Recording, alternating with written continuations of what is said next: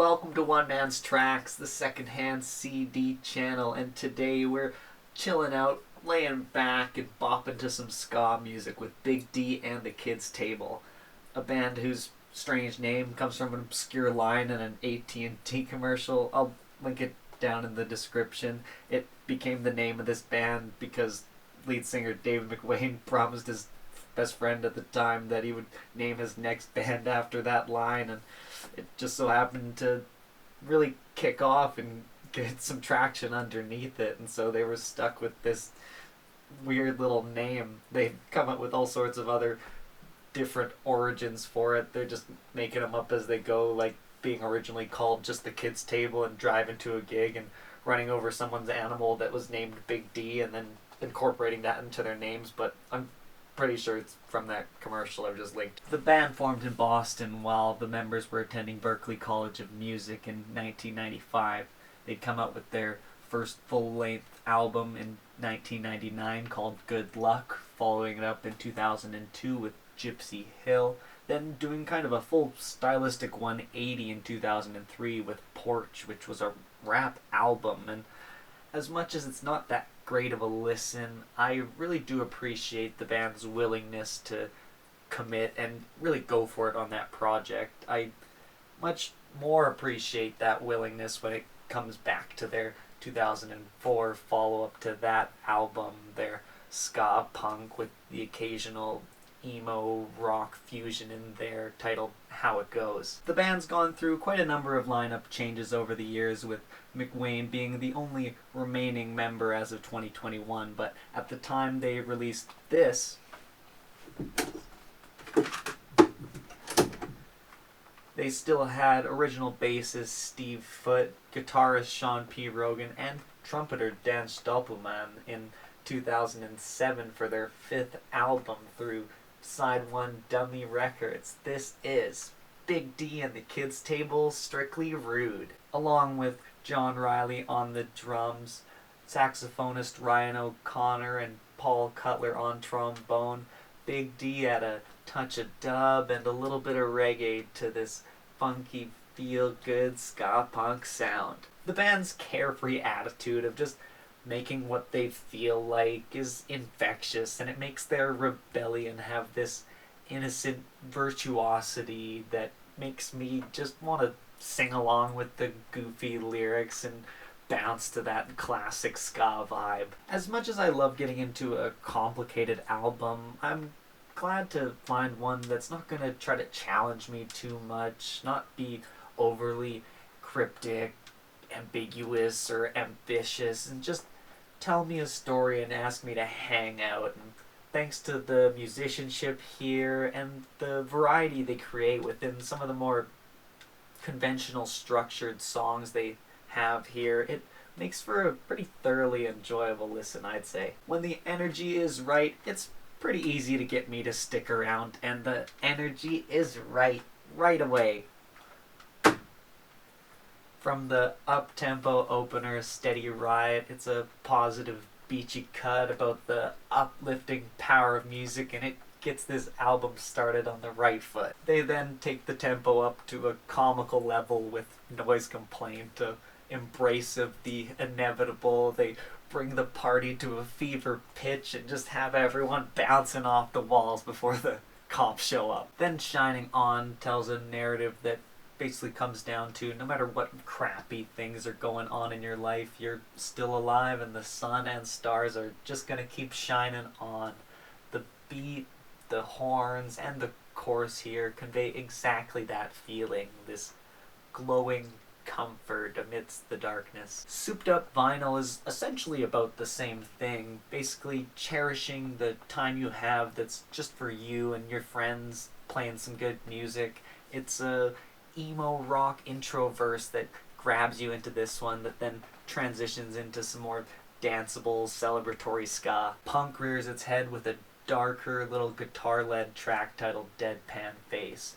With this great riff, there's this disorienting sense of urgency thrust upon the listener here. It's like a horror movie you could bop along to. Things remain pretty dire and intense on Snakebite. It's a standoffish number about rude boys and girls looking for a fight.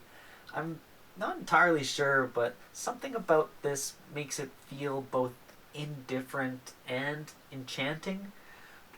When I can't come up with anything, I just blame the horns here. The first half of this album really goes off, and so the reggae tone on the title track is a welcome change.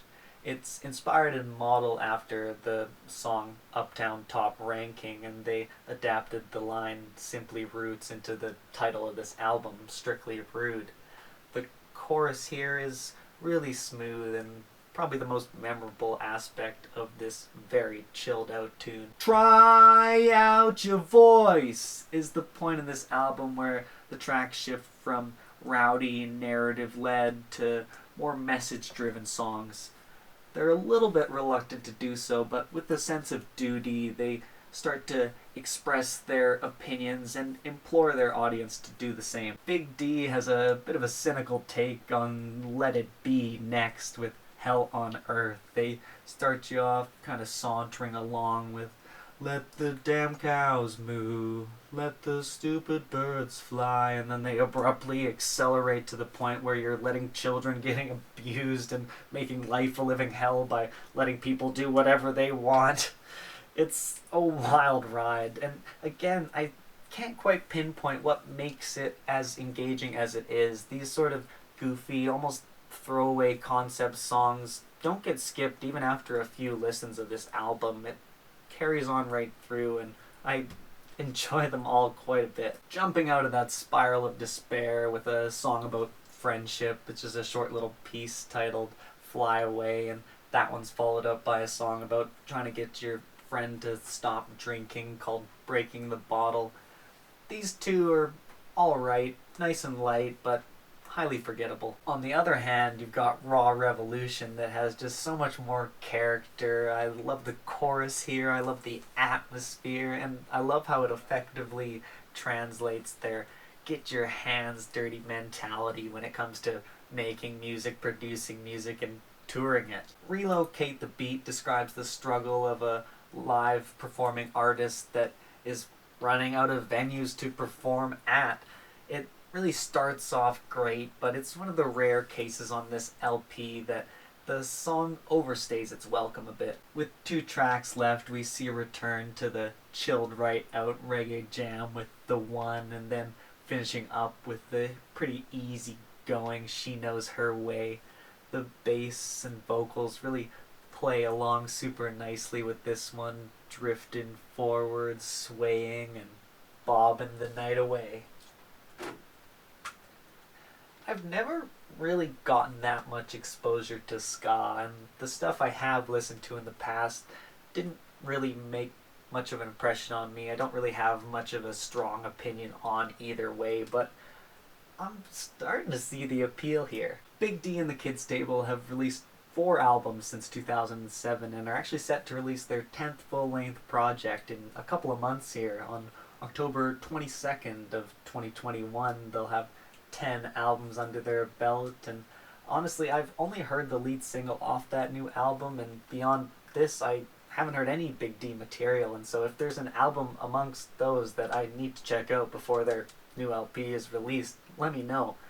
Also, I just need more ska punk bands to get into for the rest of this summer while I take a couple months off from making these videos. Yep, I'm moving again, and this time I haven't quite worked out a spot to park my trailer studio, and so I figured I'll spare myself a little bit of that mental real estate and take a couple of months to just figure out what I'm doing with my life and where I'm going to go from there, and so you probably won't see another review until maybe October, but I'll be trying to film just some random bonus content about CDs or about thrift shopping or just about this process and what I've learned from it. I guess in the meantime, just check out some older videos, share them with your music nerd friends. I'd appreciate that so very much. Thanks a million for watching, and have a great rest of your summer, guys.